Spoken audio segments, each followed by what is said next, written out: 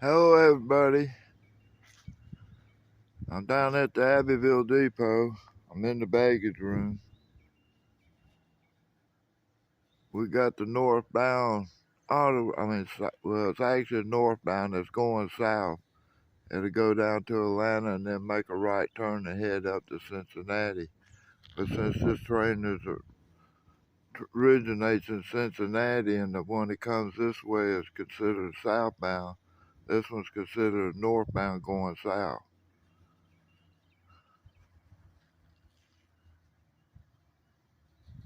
Anyway, you only got 5 cars on it. And I've been sitting here for about 2 hours, and I missed 2 trains because this was making so much noise. I couldn't hear them blowing horns at the crossings to get out here to catch them. This is the ES44AH. It's set up with distributed power. In other words, this locomotive can run in the middle of a train or run locomotives in the middle of a train. We're looking at radial trucks again. Probably not a good view. Let me get over close and see if I can get a good view. I guess I'm getting one. I'm just getting reflection, so it's hard for me to see. But anyway, I tried to explain these yesterday, and I explained it going away from you. Now let me try to explain it coming to you, and it might be a little bit different. Alright. The front set of wheels, when you go into a curve, they're going to put, the rail's going to push that wheel, so that wheel's going to squeal a little bit. But when it pushes that wheel, that's pushing that side frame. Let's say it's going away from us. You push that side frame away from us, and that centerpiece on the top, let me see if I get this right now. Oh, I'm not in the right place. I got to be got. Alright, let me see. We'll get just a little bit more closer.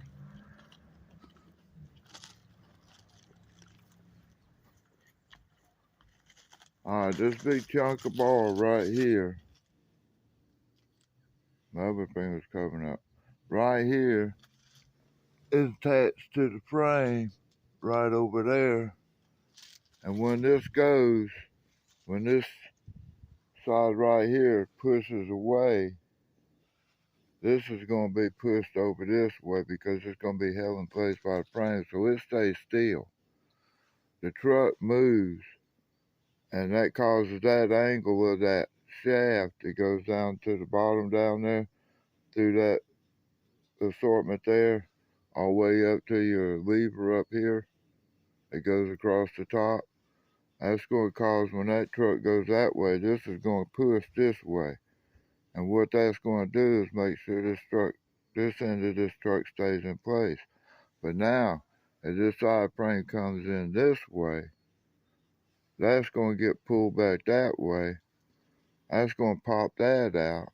And what that's doing is the lever on the bottom is attached to there. And that's going to pull that truck side frame in, causing it to curve to go around the rail. I hope I got it better and clear this time. F designates the front of the locomotive for legal and pay reasons. You want that F on the front. There's some more stuff. I'm not going to get into it. But basically, this locomotive is well tracked and monitored and stuff. Now, under there, that's the grill that gets into the cabinets underneath the locomotive where hoses and wires will go from the controls down to the rest of the locomotive.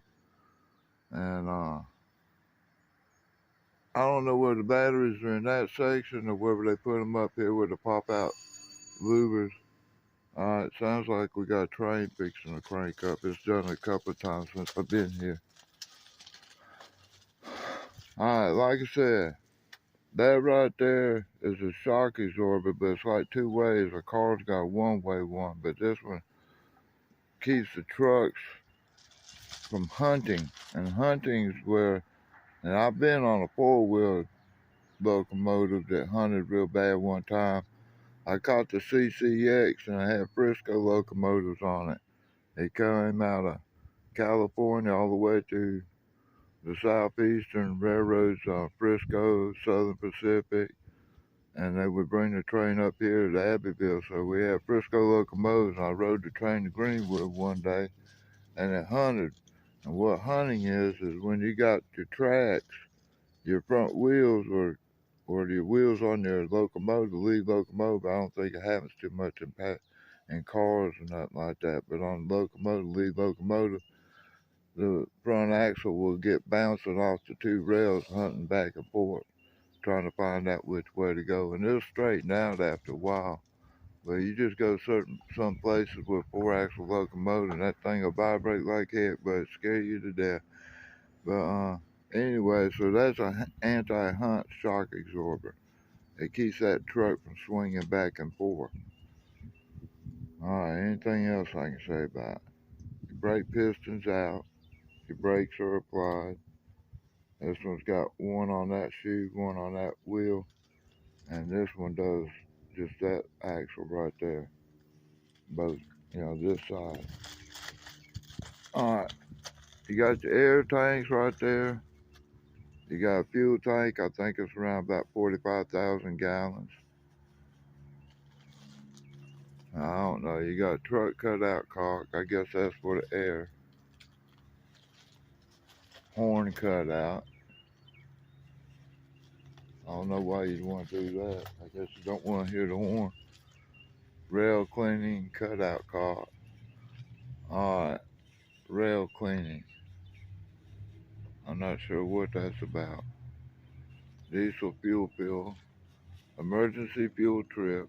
If your locomotive's ever on fire or blowing up or whatever, that's where you cut the fuel off. That's the button everybody's looking for. There's your fuel gauge. It's got 2,700 in there, which is too low to show up on the glass over here. Just barely in the bottom if it is.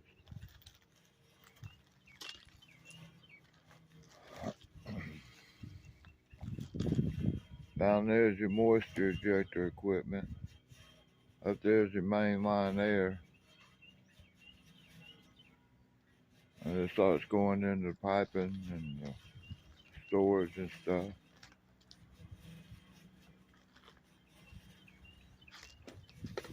Water drains here. I guess the water drain for the engine.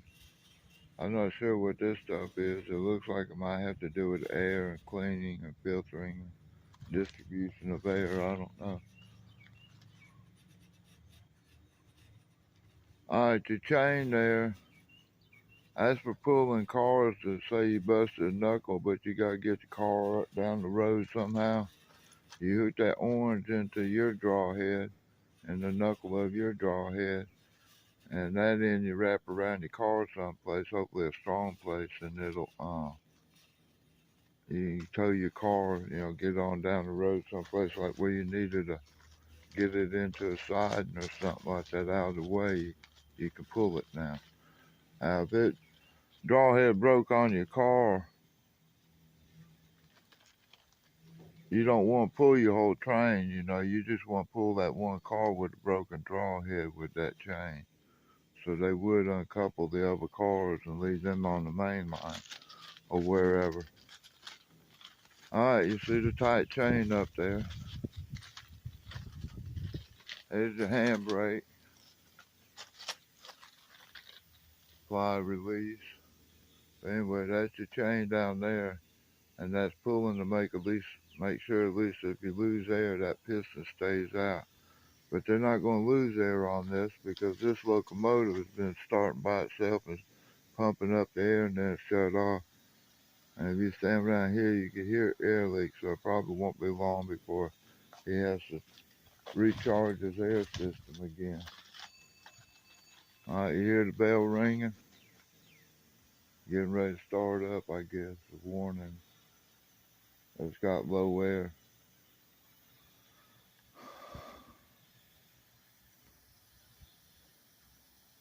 Alright, those big cables, those are conductors for your traction motors. So you got 4 of them going back there. That's all your air up there basically MU hoses up here that help out different things. It's been so long, I don't remember if I remember exactly what everything is. Alright, I don't know if you can read it down there. You got main reservoir, actuation, and A and something, I don't know. It's not clear on this one what it is. Main reservoir is what the air is in.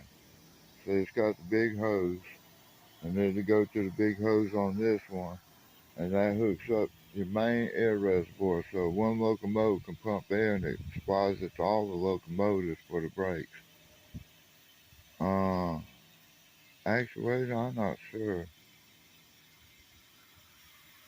I used to know it, but I don't remember now. Alright, looking up here, you got the MU cables, and you see the one going across that goes to the red one over here, and it'll go to the red one there. That's where they hook up. The green and the green are just storage for that other cable. You know, you want to make sure you got MU cables when you hook them up, so they put enough of them out there. Now this is something new. I'm not sure what this is. That box there, and it just hooks down, loops around, and couples up, so I assume they're not hooking them up or using them. Because you got one over there, and this not tied in either. This one comes out of the box. Sorry about my finger, guys. See what I'm talking about? That box right here? It comes out on the other side, loops down, goes to a coupling, comes up here, and I assume that coupling is supposed to couple in with the one that comes out of that box over there. So that's all new to me. I haven't seen that before. And I know one of these works sand, and one of them is for the independent brakes, just the locomotive brakes, because the main airline is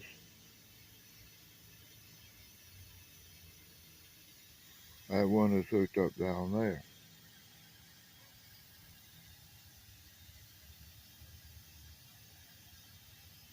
It comes out over here and goes down and goes up on the other side. That's your main train line air brake. That's what's doing the leaking right now. They need to put a rubber gasket down in there. Alright, there's a spare knuckles. It's a type F knuckle. This is the type E.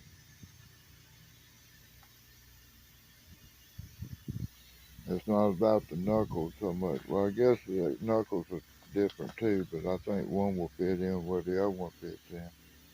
But the difference is the shank. You know, it's how that's set up. Is what type of knuckle it gets. And that's the type E on the right, and that's the type F knuckle on the left. And the F, you see it's got that bottom little hook down there, and it keeps one from going up over the other. You know, you can have an upper shelf or lower shelf. This is lower shelf type F coupler, and that's the type E there that doesn't have shelves. But they all got to be able to interchange. And this one's still ringing, so it's ringing continuously. How can I say it? It's ringing, cutting off, and ringing, and cutting off, and ringing. Alright, fix and crank up, y'all.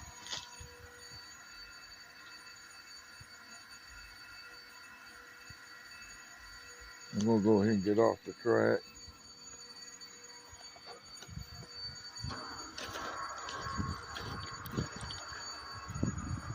Fuel pump's going.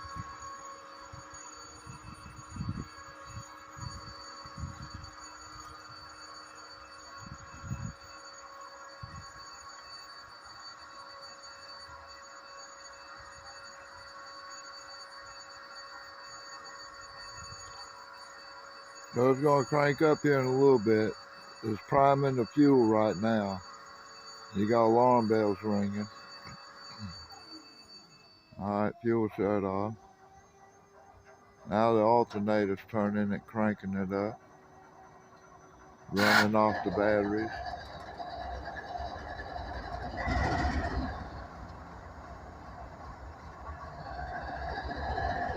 Now it's going to idle up and turn the compressor on.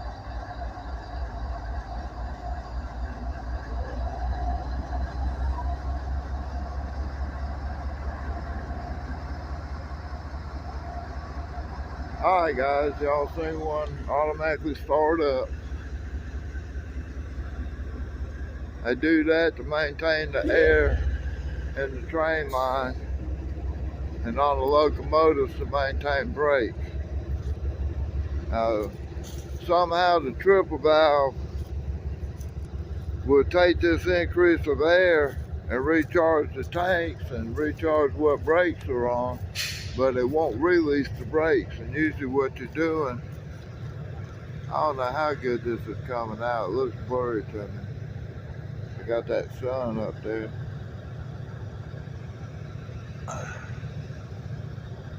Usually when you add air to a brake line, it releases brakes. So I don't know how they recharge the brake lines, and it doesn't release the brakes unless it just keeps it within a limited pressure. You know, like if it feels a 10-degree difference, it's going to act like a brake, but if it only senses 1 pound movement or shift in pressure at a time, then it's going to maintain what status it's at.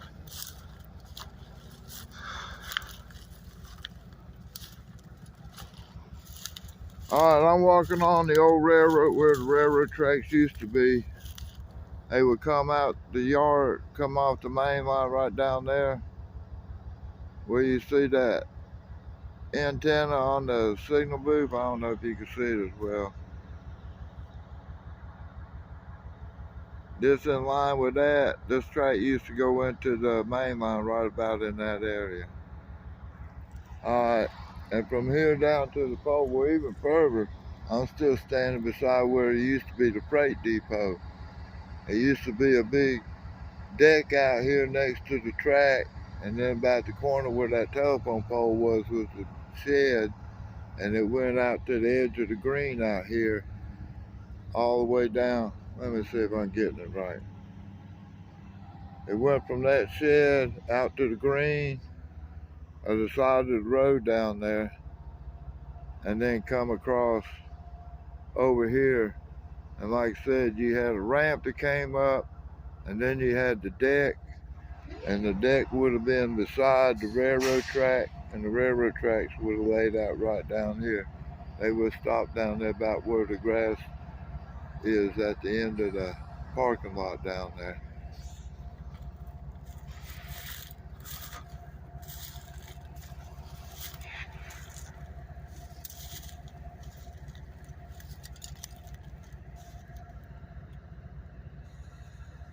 Subject to a security agreement recorded with the Surface Transportation Board. That's all financial. That's talking about the banks and what bank really owns what. You know, the railroads aren't really railroads, they're banks. Or they're owned by a bank. All the money being loaned and handed around. All the railroad does is just make sure it's being spent efficiently and that they make a profit. But they're owned by the banks. They just don't want to tell you on the side of the car what bank owns it. They're secret.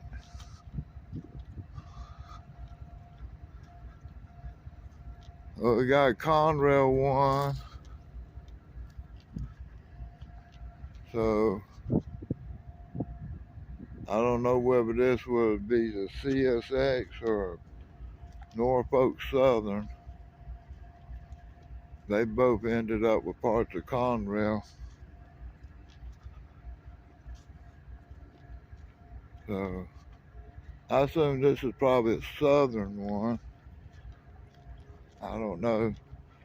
We got Union Pacific down here.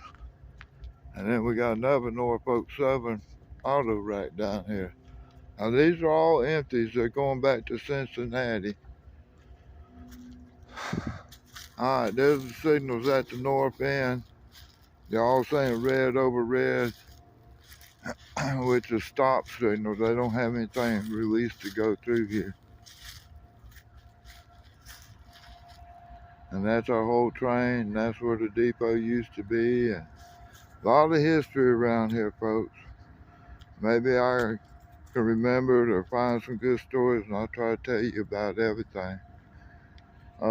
Like I said, right along there was where the switch was, and you had the track that went out and went down that way for the freight depot.